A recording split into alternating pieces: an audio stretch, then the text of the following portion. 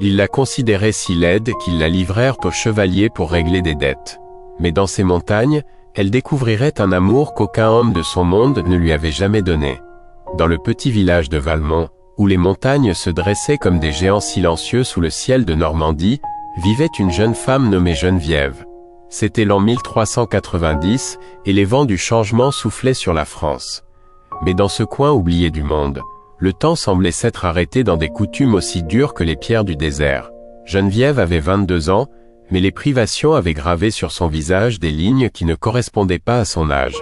Ses mains, rendues rudes par le travail constant, racontaient l'histoire d'une famille qui avait tout perdu lorsque la fièvre avait emporté son père 3 ans plus tôt. Sa mère, Dame Élodie, était restée veuve avec 5 enfants, et la pauvreté s'était installée dans leur foyer comme un invité qui ne partait jamais. Le visage de Geneviève ne suivait pas les canons de beauté que le village admirait. Sa peau, tannée par le soleil impitoyable, avait la couleur de la terre après la pluie. Ses traits marqués et anguleux ne possédaient pas la délicatesse que les hommes du village recherchaient chez une épouse. Son nez légèrement aquilin et ses yeux petits et intenses la faisaient ressortir d'une manière qui n'était pas considérée comme heureuse. Les jeunes filles du village, avec leur teint clair et leurs formes arrondies, la regardaient avec un mélange de pitié et de mépris. « Pauvre Geneviève !» murmuraient les dames du village en la voyant passer dans ses robes rapiécées sur le chemin du marché. Avec ce visage et cette pauvreté, elle ne trouvera jamais de mari.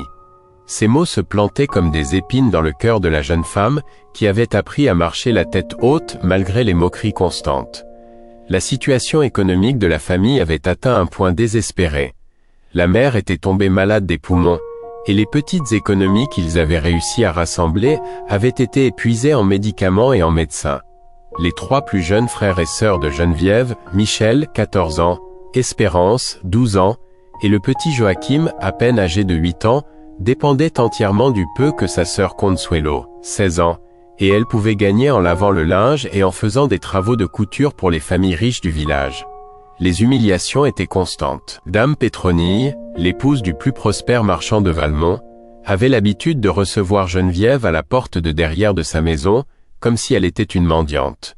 « Je ne veux pas que mes invités voient cette femme dans mon salon, » disait-elle à sa servante, assez fort pour que Geneviève l'entende. Son apparence est trop désagréable. Des larmes de rage montaient aux yeux de Geneviève, mais elle avait désespérément besoin du travail. Le seigneur Évariste, l'homme le plus riche du village, avait une manière particulièrement cruelle de se référer à elle. « Cette fille ressemble plus à un épouvantail qu'à une chrétienne, » disait-il en riant avec ses amis à la taverne.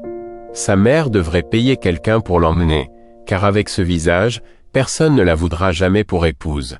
Ses éclats de rire résonnaient dans tout le village, et Geneviève avait appris à emprunter d'autres chemins pour éviter de passer devant la taverne lorsqu'il était présent. Mais le destin avait préparé une surprise que personne à Valmont ne pouvait imaginer. Au cours des derniers mois de l'automne, une caravane de chevaliers marchands était arrivée au village, descendant des montagnes pour échanger des fourrures, des produits artisanaux et des remèdes naturels contre des outils, des tissus et d'autres articles dont ils avaient besoin. C'était une pratique établie des années auparavant, lorsque le seigneur local avait signé des traités de paix avec certaines des tribus des montagnes. Le chef de cette délégation commerciale était un homme imposant nommé Kélan, connu sous le nom de l'Aigle. Il avait près de 35 ans, et sa présence commandait un respect immédiat. Sa stature dépassait celle de la plupart des hommes du village, et ses mouvements possédaient la grâce naturelle de quelqu'un qui avait vécu toute sa vie en harmonie avec la nature. Son visage, ciselé par le vent des montagnes, montrait la sagesse de celui qui avait affronté la guerre comme la paix avec une égale vaillance. Ses yeux noirs comme l'obsidienne semblaient capables de voir directement dans l'âme des gens. Kélan était venu à Valmont à plusieurs reprises au cours des dernières années et avait toujours montré une attitude digne et respectueuse envers les habitants du village, bien qu'il n'ait pas toujours reçu le même traitement en retour. De nombreux villageois ne le toléraient que pour les avantages commerciaux qu'il représentait, mais gardaient leurs préjugés bien ancrés contre les peuples des montagnes. Lors d'une de ses visites commerciales, Kélan avait observé Geneviève alors qu'elle transportait de l'eau du puits du village à sa maison. Il y avait quelque chose dans la dignité avec laquelle elle supportait les regards méprisants des autres qui avait profondément attiré son attention. Il avait remarqué comment elle aidait une vieille femme à porter ses paquets sans rien attendre en retour, et comment elle défendait les enfants du village lorsque des garçons plus âgés les importunaient. Cette femme a un cœur noble, commenta Kellan à son jeune frère, vent murmurant, alors qu'ils observaient de loin. Il y a en elle une lumière intérieure que je n'ai pas vue chez beaucoup de femmes de ce village. La proposition arriva de manière inattendue un après-midi de novembre, alors que les feuilles des arbres avaient pris les couleurs du feu. Kellan se présenta à l'humble maison en pisé de la famille, accompagné de 2 aînés de sa tribu qui servaient de témoins et de conseillers. La mère Élodie, surprise et terrifiée par la visite, pouvait à peine articuler un mot. « Madame, » dit Kellan dans un français soigné mais correct, « je suis venu demander la main de votre fille Geneviève en mariage. » Ces paroles tombèrent sur la famille comme un coup de foudre dans un ciel serein. La pièce se remplit d'un silence si lourd qu'on pouvait le toucher. Élodie, les yeux écarquillés par la surprise, regarda alternativement Kellan et sa fille qui était devenue presque transparente de pâleur. « Ma Geneviève ?» demanda-t-elle d'une voix tremblante comme si elle ne pouvait pas croire ce qu'elle entendait. « Oui, madame. J'ai observé votre fille lors de mes visites dans ce village et j'ai vu en elle des vertus que je considère très précieuses. Je lui offre une dot généreuse, 50 têtes de bétail, 10 chevaux de la meilleure qualité, assez de maïs et de haricots pour nourrir votre famille pendant 2 années complètes, et en plus 50 livres d'argent. L'offre était absolument extraordinaire. Elle représentait une richesse que la famille n'avait jamais rêvé de posséder. Avec cette somme, ils pourraient non seulement survivre, mais vivre dans un confort qui leur avait été refusé pendant des années. Les plus jeunes frères et sœurs de Geneviève pourraient aller à l'école, la mère Élodie pourrait recevoir les soins médicaux dont elle avait besoin, et toute la famille pourrait relever la tête avec dignité. Mais la nouvelle de la proposition se répandit dans Valmont comme un feu de forêt. Les réactions furent diverses, mais aucune ne fut favorable à Geneviève. Dans la maison de dame Pétronille, les dames du village se réunirent pour commenter ce qu'elles considéraient comme un scandale. « Ce chevalier est évidemment fou », déclara Pétronille avec mépris. « Comment peut-il offrir autant d'argent pour une femme si peu gracieuse ? Il a sûrement de mauvaises intentions ou est sous une sorte de sortilège. » Le seigneur Évariste fut encore plus cruel dans ses commentaires. « Enfin quelqu'un a pitié de cette pauvre malheureuse, » dit-il en riant. « Même si c'est un sauvage, c'est mieux que de rester vieille fille pour toujours. Peut-être que dans les montagnes, ils ne remarqueront pas à quel point elle est laide. » Les rumeurs se multiplièrent de maison en maison. Certaines femmes suggéraient que Kellan était aveugle ou qu'il avait trop bu d'hydromel avant de faire la proposition. D'autres, plus malveillantes, insinuaient que Geneviève avait utilisé une sorte de sorcellerie pour séduire le chevalier. Les commentaires devenaient de plus en plus blessants et ridicules, mais pour la mère Élodie, la décision était une pure question de survie.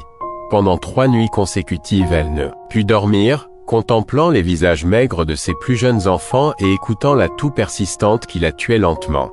La proposition de Kellan représentait le salut de toute sa famille. « Ma fille », dit-elle enfin à Geneviève une aube, des larmes coulant sur ses joues sillonnées par les années et les privations, « je sais que c'est la chose la plus difficile que je t'ai jamais demandée. Je sais qu'il est injuste de t'arracher à ton foyer et de t'envoyer dans un monde inconnu. Mais si nous n'acceptons pas cette proposition, nous mourrons tous de faim avant la fin de l'hiver. » Geneviève, le cœur brisé mais comprenant le désespoir de sa mère, prit les mains tremblantes d'Élodie entre les siennes. « Maman, » répondit-elle d'une voix qui essayait de paraître plus forte qu'elle ne l'était vraiment. « Si cela peut sauver notre famille, alors j'accepte mon destin. Promets-moi seulement que tu prendras soin des petits et que tu te soigneras de cette toux. » La décision était prise. Kellan fut informé de l'acceptation, et les préparatifs pour la cérémonie et le départ commencèrent immédiatement. Geneviève n'aurait qu'une semaine pour dire adieu à tout ce qu'elle avait connu pendant ses 22 ans, et se préparer à un avenir complètement incertain dans les montagnes aux côtés d'un homme d'une culture qu'elle comprenait à peine. Le matin du départ se leva gris et froid, comme si le ciel lui-même voulait refléter la douleur qui s'était installée dans le cœur de Geneviève. Le vent du nord apportait avec lui l'odeur des montagnes lointaines, ces mêmes montagnes qui deviendraient bientôt sa nouvelle demeure. Dans la petite cour de la maison familiale, ses maigres affaires avaient été emballées dans quelques sacs en toile, 2 robes rapiécées, une couverture tissée par sa grand-mère, un chapelet en bois qui avait appartenu à son père et un petit miroir en métal qui constituait son seul luxe. La mère Élodie ne pouvait retenir les larmes qui coulaient sur ses joues comme de petites rivières de douleur. Ses mains tremblantes agrippaient le visage de sa fille comme si elle voulait graver chacun de ses traits dans sa mémoire pour toujours. « Pardonne-moi, mon enfant » murmurait-elle encore et encore. « Pardonne-moi de ne pas avoir pu te donner une vie meilleure ici. » Ces mots se brisaient entre des sanglots qui venaient du plus profond de son âme brisée. Michel, Consuelo, Espérance et le petit Joachim s'étaient regroupés autour de leur sœur aînée comme des poussins effrayés, cherchant la chaleur de leur mère.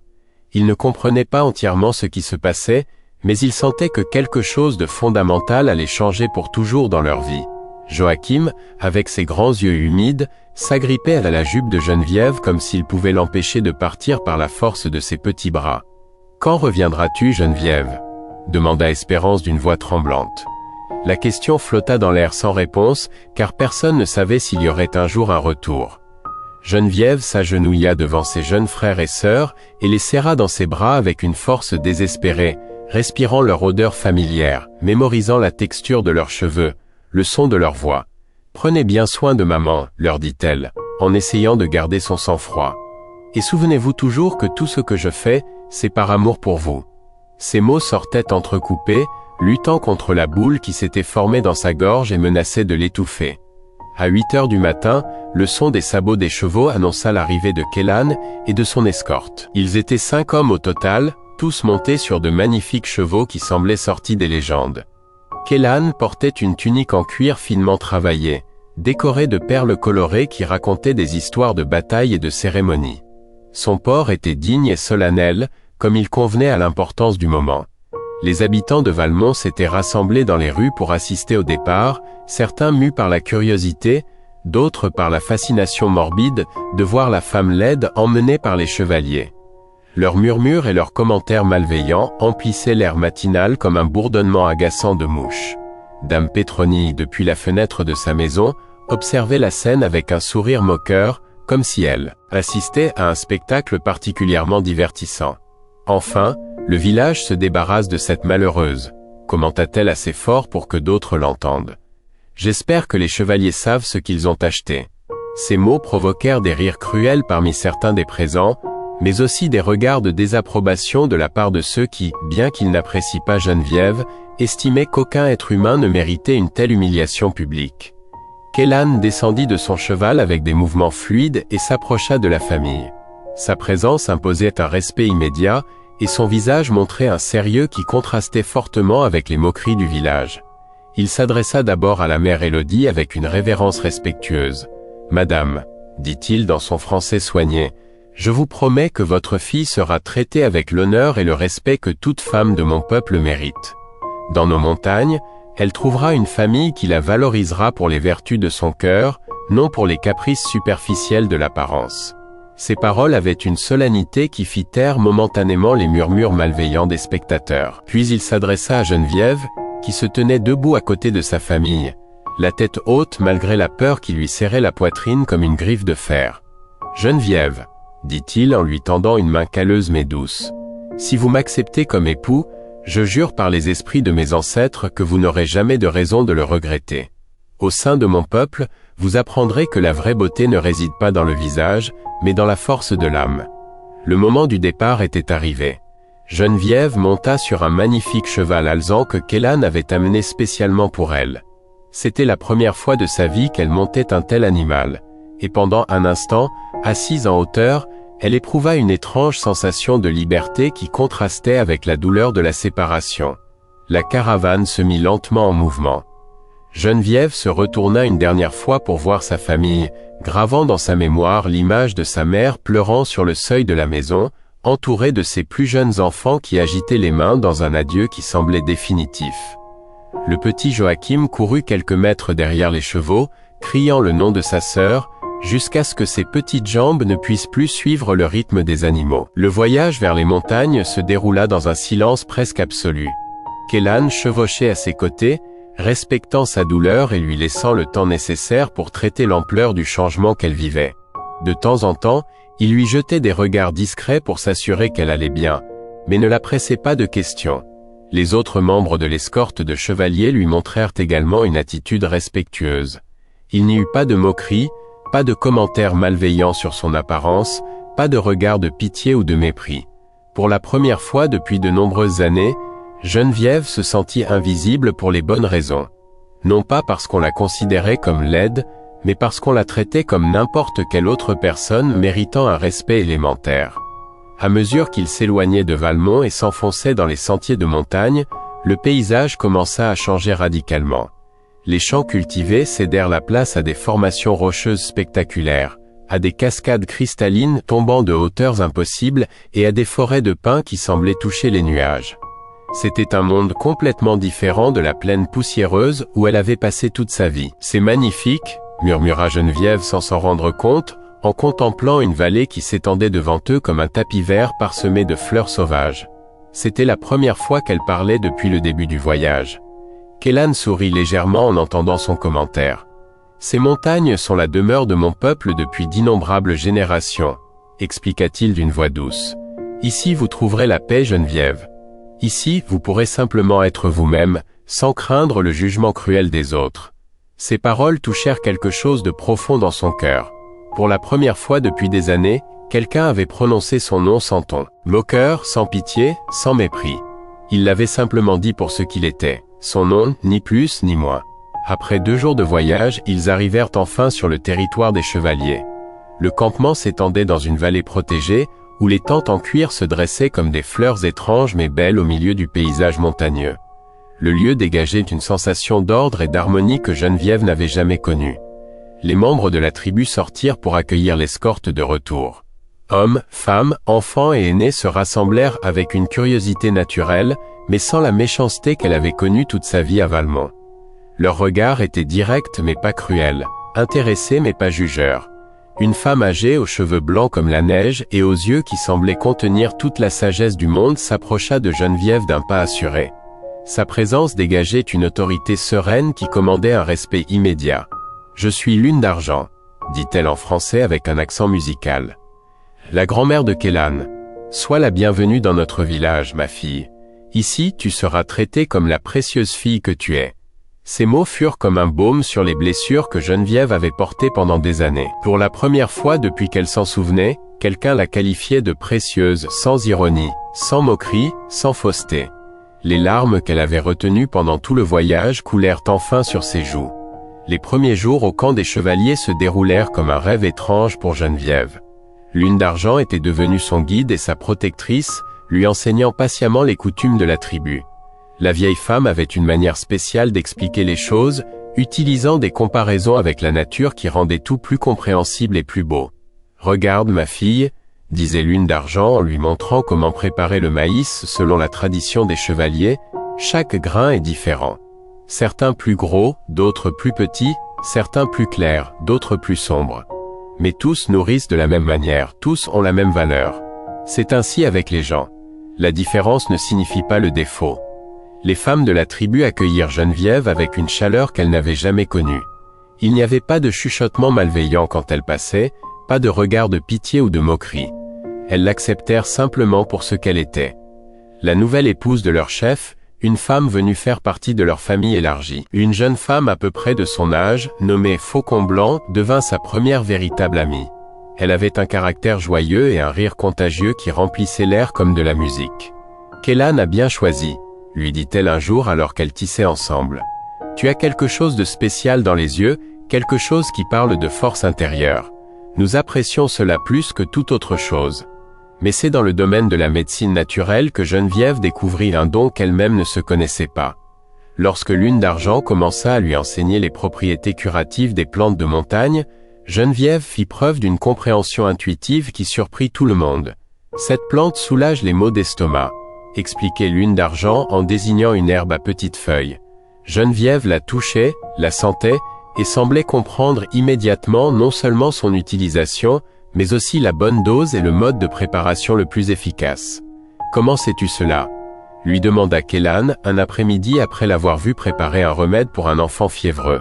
Le petit s'était rapidement amélioré, et toute la tribu commença à parler du don spécial de la nouvelle épouse de leur chef. « Je ne sais pas », répondit Geneviève honnêtement. « C'est comme si les plantes me parlaient, comme si elles me disaient ce dont les malades ont besoin. » Ses mains, qui à Valmont n'avait servi qu'à laver le linge et à nettoyer les maisons, se déplaçait maintenant avec dextérité parmi les herbes et les racines, créant des remèdes qui guérissaient les douleurs et les maladies.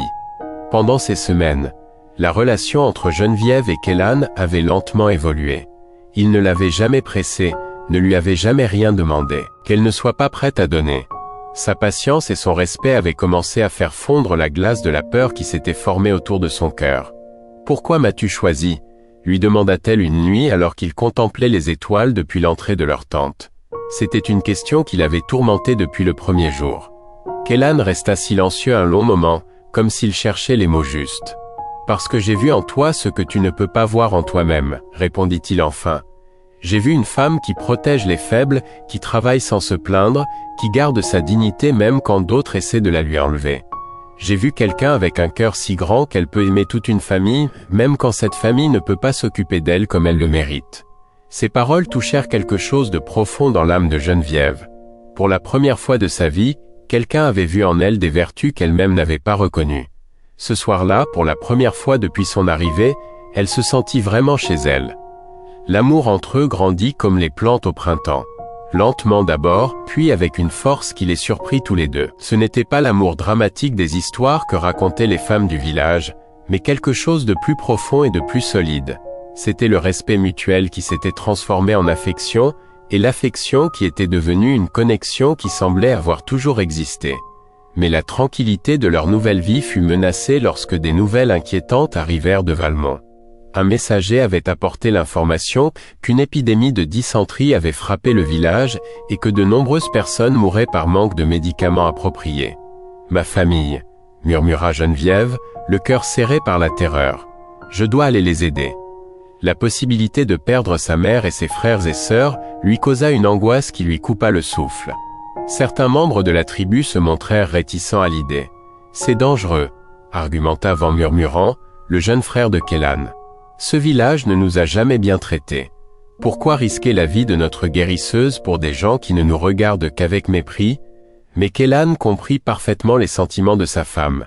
Une femme qui ne peut pas aider sa famille en danger ne sera jamais complètement heureuse, déclara-t-il fermement. Geneviève a un don qui peut sauver des vies. Il serait égoïste de notre part de l'empêcher de l'utiliser. Lune d'Argent soutint entièrement la décision. Les dons ne nous sont pas donnés pour les garder jalousement, dit-elle avec sa sagesse caractéristique. Ils nous sont donnés pour les partager avec ceux qui en ont besoin, qu'ils nous aient bien ou mal traités par le passé. Les préparatifs du voyage commencèrent immédiatement. Lune d'Argent aida Geneviève à préparer une grande quantité de médicaments. Des herbes pour la fièvre, des racines pour les maux d'estomac, des onguents pour les blessures et des potions qui renforçaient le corps contre les maladies. « Souviens-toi, » lui dit la vieille femme en emballant les remèdes, « tu ne pars pas en tant que la Geneviève qui est partie. Tu pars en tant que la femme que tu as découvert que tu es. Une guérisseuse, une épouse respectée, une personne de valeur. Garde la tête haute, ma fille. » Kélan insista pour l'accompagner.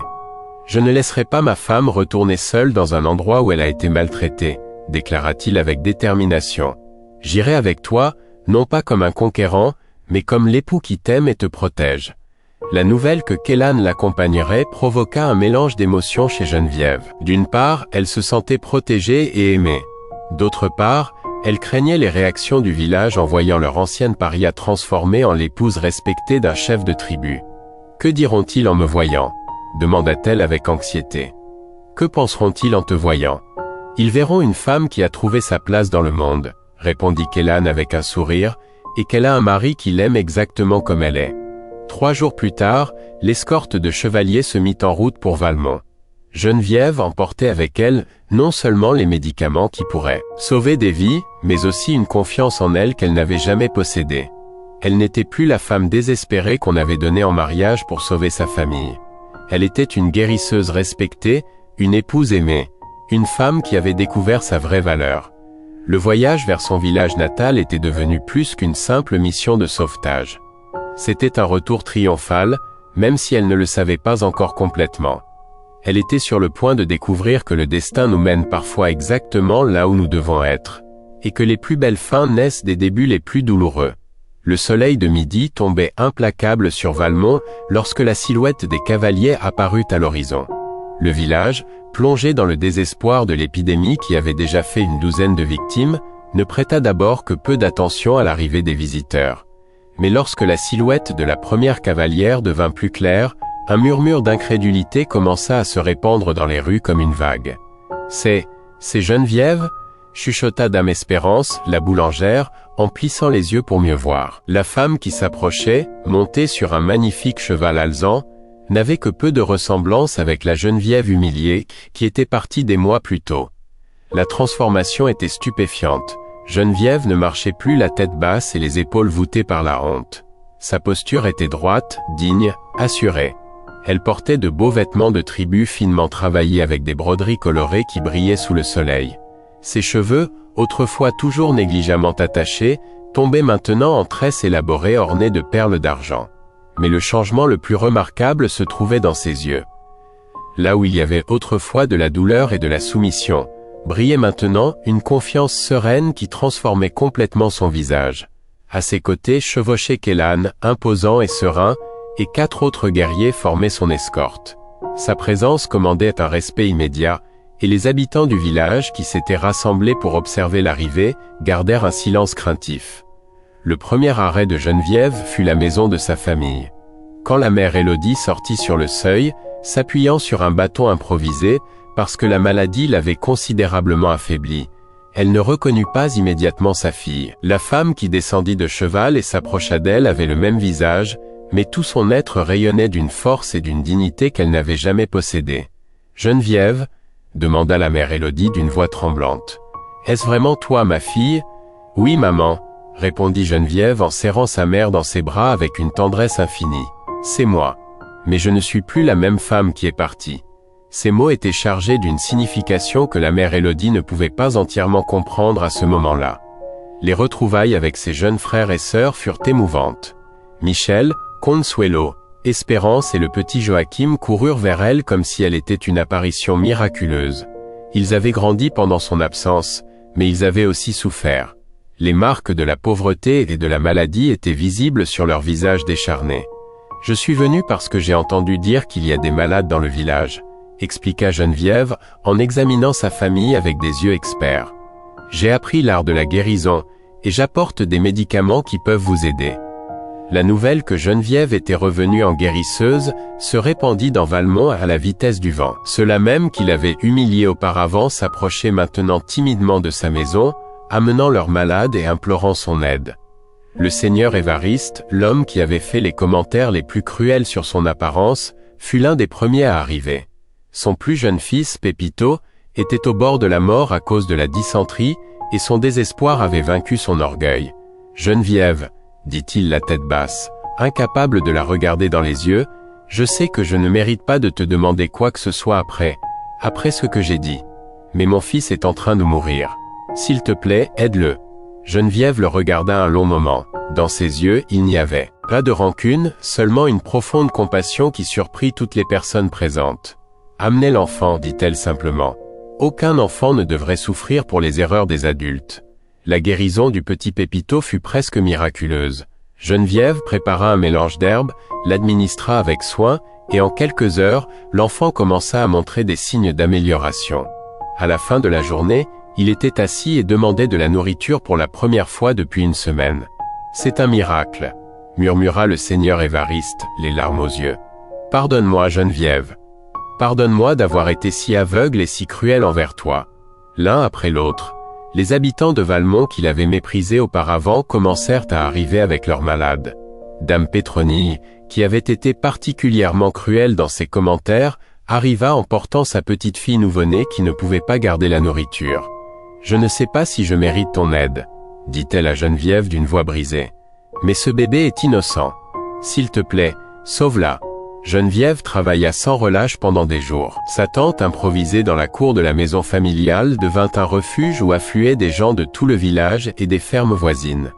Ces remèdes de la tribu se révélèrent extraordinairement efficaces contre l'épidémie qui avait terrorisé la région. Kélan observait sa femme avec fierté et admiration. « Je savais que tu étais spéciale, » lui dit-il une nuit, alors qu'elle préparait d'autres médicaments à la lueur des bougies. « Mais je n'aurais jamais imaginé que tu étais si puissante. » Je ne suis pas puissante, répondit Geneviève avec humilité. J'ai seulement appris à utiliser les dons que j'ai toujours eus, mais que je n'ai jamais pu développer quand je vivais pleine de honte et de douleur. La présence de Kélan dans le village avait également eu un impact profond. Les habitants s'attendaient à trouver le sauvage de leurs préjugés. Mais au lieu de cela, ils avaient rencontré un homme cultivé et digne, qui traitait tout le monde avec respect, et qui aimait clairement sa femme avec une dévotion que très peu d'hommes du village montraient envers les leurs. Ce chevalier traite Geneviève comme si elle était une reine, commenta Dame Espérance avec admiration. Il la regarde comme si elle était la plus belle femme du monde. Et pour lui, elle l'est, répondit le père Gonzague, le prêtre du village, qui avait observé l'interaction du couple avec un respect grandissant.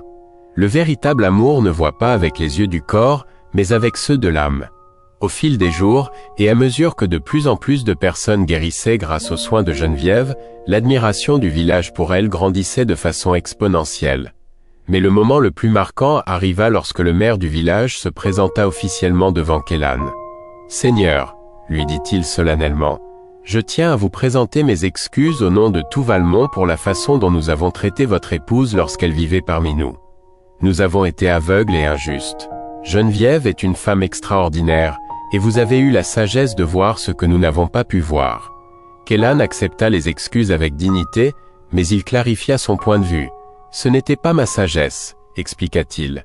C'était mon cœur. Quand on apprend à regarder avec le cœur plutôt qu'avec des préjugés, la vraie beauté devient évidente. » Un après-midi, alors que Geneviève soignait une vieille femme ayant des problèmes respiratoires, une nouvelle arriva qui allait tout changer pour toujours. Un voyageur apporta des informations qu'il avait cherchées pendant des années dans les archives de la ville. « Êtes-vous Geneviève » demanda l'homme, un scribe à l'allure formelle. « Oui, c'est moi », répondit-elle avec curiosité. « J'apporte des nouvelles sur vos origines familiales qui pourraient vous intéresser, dit le scribe en dépliant quelques documents. Votre père, que son âme repose en paix, n'était pas celui que vous croyez. Il a été adopté enfant par la famille locale, mais son vrai nom de famille était de Montfort. Il était un descendant direct du comte Sébastien de Montfort, l'un des fondateurs de cette région et propriétaire des plus riches mines d'argent de l'État. Le silence qui suivit cette révélation fut absolu. Geneviève, la femme qui avait été méprisée pour sa pauvreté et son apparence, se révéla être la descendante d'une des familles les plus nobles et les plus influentes de toute la région. Selon ces documents, poursuivit le scribe, vous avez le droit légal de réclamer un héritage considérable qui attend dans les banques de la capitale depuis plus de 20 ans. La nouvelle se répandit dans le village comme une traînée de poudre. La femme qu'ils avaient livrée au chevalier parce qu'il la considérait comme un fardeau se révéla être l'héritière d'une fortune qui faisait d'elle l'une des personnes les plus riches de toute la région. Mais le plus choquant de tout fut la réaction de Geneviève à cette révélation. Elle ne montra aucune fierté, ne chercha aucune vengeance, n'humilia pas ceux qui l'avaient humiliée. Au contraire, sa première préoccupation fut de savoir comment utiliser cette richesse pour aider sa communauté. « L'argent ne change pas qui je suis », déclara-t-elle sereinement. « Je suis toujours la même femme qui aime sa famille, qui veut aider les malades et qui a trouvé le vrai bonheur dans les montagnes aux côtés de mon mari. » Cette nuit-là, alors que tout le village réfléchissait aux surprises que le destin leur avait réservées, Geneviève et Kélan discutèrent sous les étoiles de l'avenir qui s'ouvrait devant eux. La décision de Geneviève sur la manière de gérer sa richesse nouvellement découverte surprit autant son village que sa nouvelle famille de la tribu. Au lieu de réclamer immédiatement tout l'héritage ou d'utiliser sa nouvelle position pour humilier ceux qui l'avaient méprisée, elle choisit un chemin que personne n'avait anticipé. « Je veux partager mon temps entre les deux mondes qui font maintenant partie de ma vie », annonça-t-elle lors d'une réunion qui comprenait à la fois les dirigeants de Valmont et les anciens de la tribu. « J'ai appris que la vraie richesse ne réside pas dans l'or, mais dans la capacité à guérir les blessures et à unir les cœurs. » Sa proposition était révolutionnaire pour l'époque. Elle établirait une clinique permanente à Valmont, où elle combinerait les connaissances de la médecine tribale avec les ressources que son héritage lui procurait. Mais elle garderait également son domicile principal dans les montagnes, où elle continuerait à apprendre de l'une d'argent et à servir son peuple d'adoption. C'est une femme sage, commenta le père Gonzague, qui avait été témoin de toute la transformation. Elle a compris que les murs entre les cultures n'existent que dans nos esprits, pas dans nos cœurs. Kélan soutint entièrement la décision de sa femme. Une rivière qui coule entre deux vallées les enrichit toutes les deux, lui dit-il avec cette sagesse poétique qu'elle admirait tant en lui. Tu seras cette rivière, Geneviève. Tu apporteras la vie et la guérison aux deux mondes. Les mois suivants virent une transformation extraordinaire à Valmont.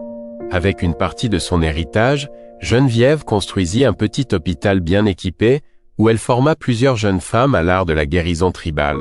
La collaboration entre les deux cultures commença à s'épanouir de manière que personne n'avait imaginé. Le seigneur Évariste, l'homme qu'il avait le plus cruellement traité, devint l'un de ses plus ardents défenseurs. « Cette femme a un cœur plus grand que ces montagnes », disait-il à qui voulait l'entendre. « Elle nous a rendu le bien pour le mal, la guérison pour l'humiliation. C'est un exemple que nous devrions tous suivre. » Un jour particulièrement significatif arriva lorsque Geneviève découvrit qu'elle attendait son premier enfant. La nouvelle remplit de joie sa famille française et sa famille de la tribu. Lune d'Argent, en particulier, se sentit bénie par la nouvelle. « Cet enfant sera un pont entre deux mondes », prophétisa la vieille femme sage en préparant des bénédictions spéciales pour le bébé à naître. Il portera dans son sang la force des montagnes et la résilience du désert. Quand l'enfant naquit, un magnifique garçon aux yeux noirs et à la peau dorée, il fut accueilli par des célébrations dans les deux communautés. Ils le nommèrent Ciel Nouveau, dans la langue de la tribu, et Diego en français. Était l'incarnation vivante de l'union entre deux cultures qui avaient appris à se respecter mutuellement. Mais le vrai miracle n'était pas seulement l'enfant, mais ce que son existence représentait. À Valmont, les attitudes envers les peuples autochtones commencèrent à changer fondamentalement. Les marchands de la tribu n'étaient plus accueillis avec méfiance, mais avec respect. Les échanges culturels devinrent plus fréquents et bénéfiques pour les deux parties. Dame Pétronille, qui avait été l'une des femmes les plus préjugées du village, devint l'une des principales promotrices de cette nouvelle harmonie. Geneviève nous a appris que la vraie noblesse ne réside pas dans le nom de famille ou l'argent, disait-elle fréquemment, mais dans la capacité à aimer et à pardonner. Les années passèrent comme un beau rêve. Geneviève et Kélan eurent 3 autres enfants. Une fille qui hérita du don de guérison de sa mère et 2 garçons qui montrèrent dès leur plus jeune âge la sagesse naturelle de leur père.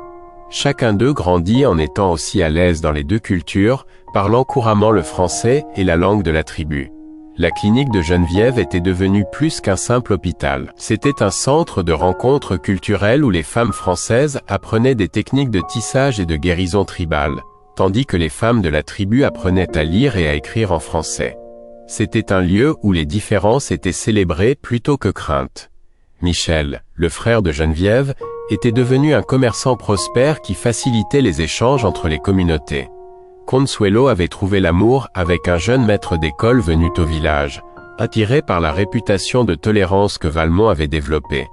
Espérance était devenue la première assistante de Geneviève à la clinique, et le petit Joachim étudiait pour devenir médecin dans la capitale, avec l'intention de revenir pour continuer le travail de sa sœur.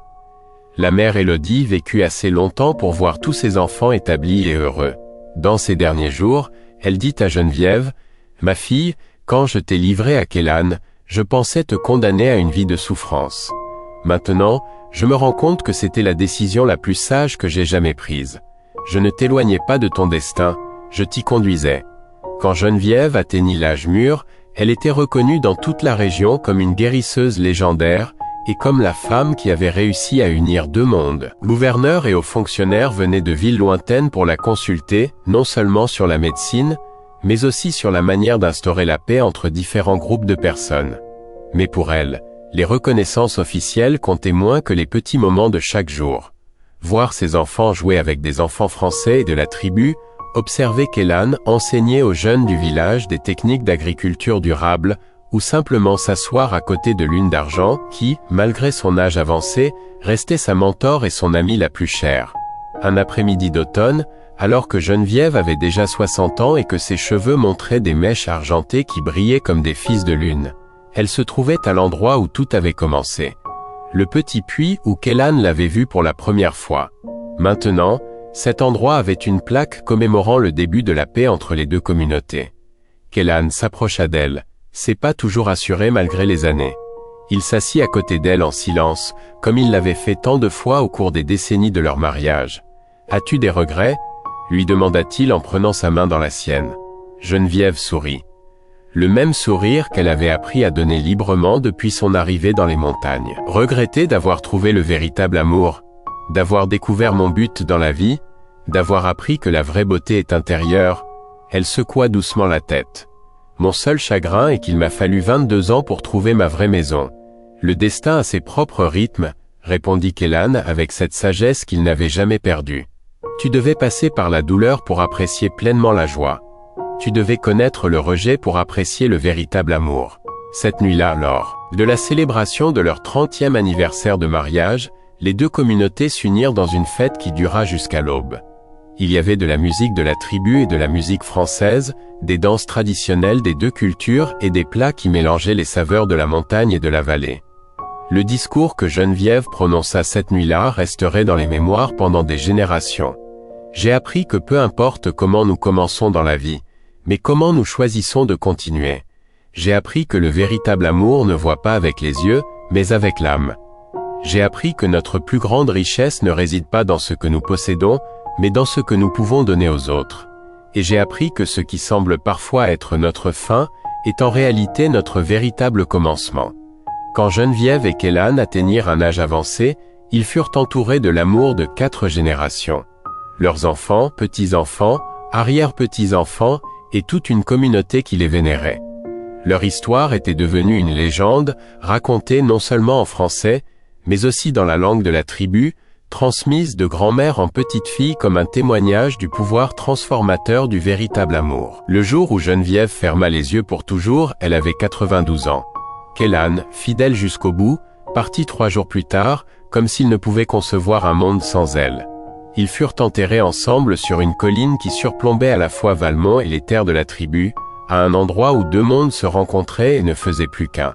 La clinique qu'elle avait fondée continua de fonctionner, dirigée par ses enfants et petits-enfants. L'harmonie entre les communautés qu'elle avait réussi à créer perdura pendant des décennies. Et par les nuits claires, quand le vent descend des montagnes, les anciens des 2 communautés racontent encore l'histoire de Geneviève. La femme qui fut méprisée pour sa laideur, mais qui prouva que la vraie beauté ne meurt jamais, mais se transmet de cœur à cœur, de génération en génération. Son héritage ne fut pas l'or de son héritage, mais quelque chose de bien plus précieux.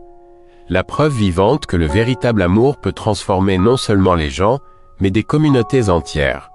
Que la dignité intérieure est plus puissante que toute humiliation extérieure. Et que parfois, les rejets les plus douloureux nous mènent vers les plus belles destinées. L'histoire de Geneviève devint une lueur d'espoir pour toutes les femmes qui s'étaient senties rabaissées, ignorées ou jugées insuffisantes. Sa vie prouva que chaque personne a un but unique, un don spécial à offrir au monde, et que le véritable amour reconnaît et célèbre toujours cette singularité.